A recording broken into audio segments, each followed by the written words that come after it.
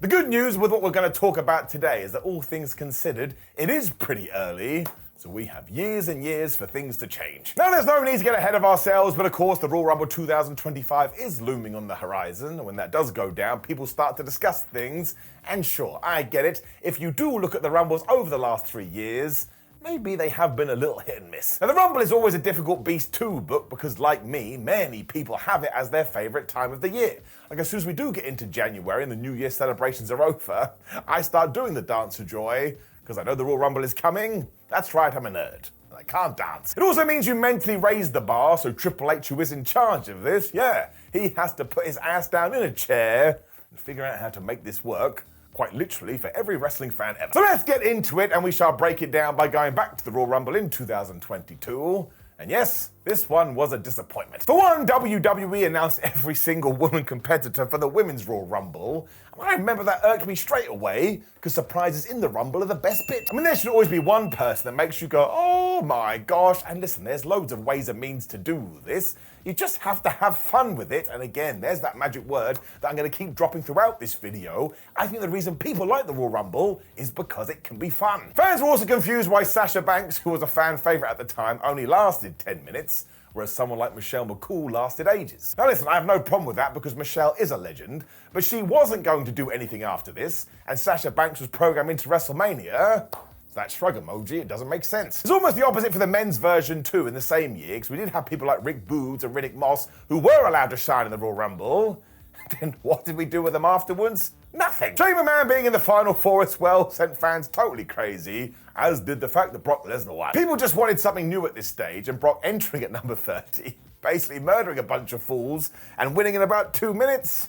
Well, yeah, it left a little bit of a sour taste in your mouth. It also felt anticlimactic, and given that Ronda Rousey won the women's one that year, which a lot of people also didn't want, well, it was a bad mix, don't drink the cocktail. I think Triple H does have a little bit of an out when it does come to this one, because if you do a bit of reading online, it does sound like there was a little bit of a power struggle, because Paul Levesque was booking it, but obviously so was Vince McMahon, he hadn't gone away yet. It's probably why there were so many disconnects here, because you have two human brains trying to push their own stars, and that never works. You always have to have one vision. So yeah, I do think you have to put an asterisk by it. So jumping forward to 2023, I would hazard a guess that one probably was booked by Triple H. And yes, it was a little bit better. I mean, the surprises were still a little bit on the loose end because you did have Booker T in the men's and Michelle McCool again in the women's.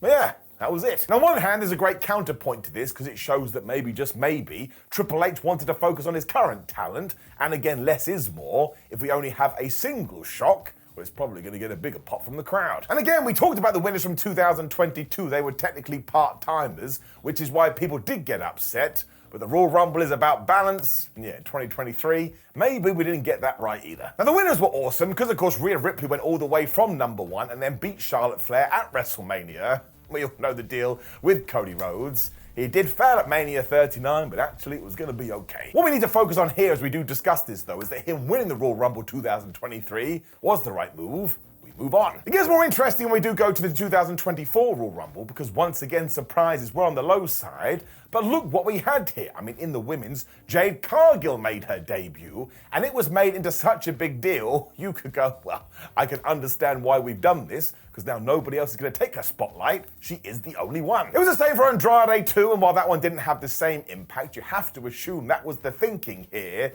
Let's not overcook the pudding. We're going to push Andrade, and we're going to push Jade.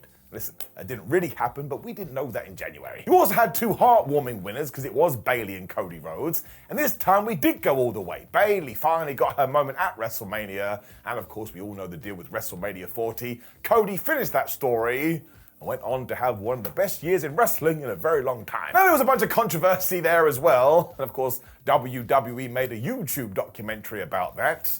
I'm not sure you do that unless you have a lot to say. In terms of the Rumbles themselves, though, there was one big criticism that did come out the other end, and that's when you got to the middle ground, well, maybe it was just a little bit directionless. The crowd also got a bit silent because of that, and you could tell they were kind of looking at the clock and waiting for the 3, 2, 1, You don't want that. That countdown clock coming back should always feel like a surprise.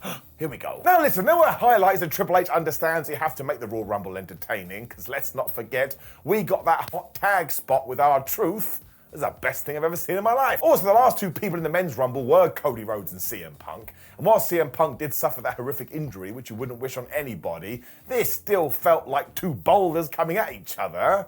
And also, it was totally surreal. How the flub did we get here? Paul Levesque also showed true creativeness after this too, because it was Drew McIntyre who accidentally hurt Punk in that thing. And he went, well, all right, we didn't have a feud booked for 2024. Why don't we do that?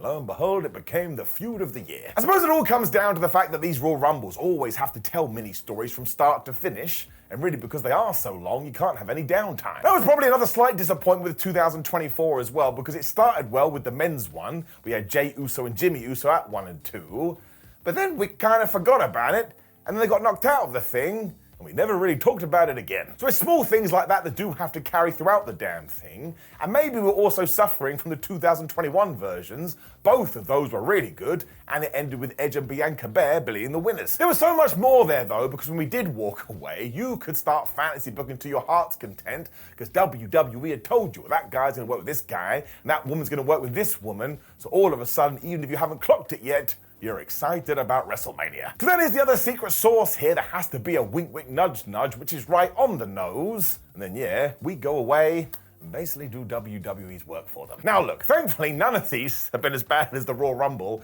back in 1995, which you can go and watch today. There, we had 1 minute gaps between entrances because Vince McMahon was like, oh man, we don't have any stars. We're going to have to rush through this. It is the shortest Rumble in history. But it's a totally different world because back then WWE were also struggling business-wise, whereas now they're on top of the world and they are breaking records all over the place. And when you do that, the expectation bar goes up again, so you really have to smash it out the park with these Royal Rumbles. We all know this too in our Tootsie Toes because the potential is there, the roster is there, and you could create a scenario where like 4 or 5 people could win.